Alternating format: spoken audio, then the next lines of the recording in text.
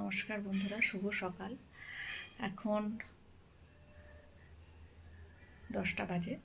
তো এখন মোটামুটি সব কাজ হয়ে গেছে, ঘর গোছানো, ঘর মোছা, সমস্ত কাজ হয়ে গেছে। এখন আমি স্নান করব, করে দুপুরে রান্না বসাবো। সকালে টিফিন খাওয়া হয়ে গেছে। আজকে সকালে টিফিনে করেছিলাম চাউ। তো আজকে রান্না করব, মাশরুম করব আর মাছের ঝোল করব। তো চলো কন্টিনিউ দেখতে থাকো ভিডিওটা। আবার ফিরে এসেছি, স্নান টান হয়ে গেছে। এবার দেবো পুজো দিয়ে আমি এবার রান্না করতে যাব। তো চলে এসেছি, দেখুন আমার ছাদ বাগানে কত ফুল ফোটে।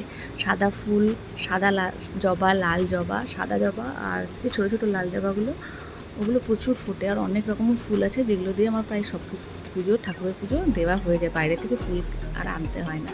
আর সাদা গাছটায় না একটা এরকম ধরনের একটা ডালেই এরকম ফুল ফোটে, এত সুন্দর কালারটা। তো আমার পুজো দেওয়া হয়ে গেছে। আর মাশরুম রান্না করবো বলেছিলাম আজকে।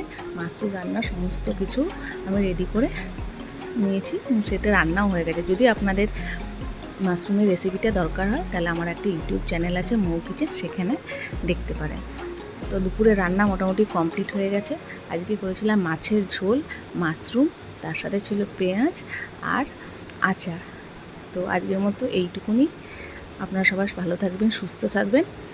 আর আমার চ্যানেলটাকে যদি ভালো লেগে থাকে তাহলে সাবস্ক্রাইব আর লাইক করে দেবেন।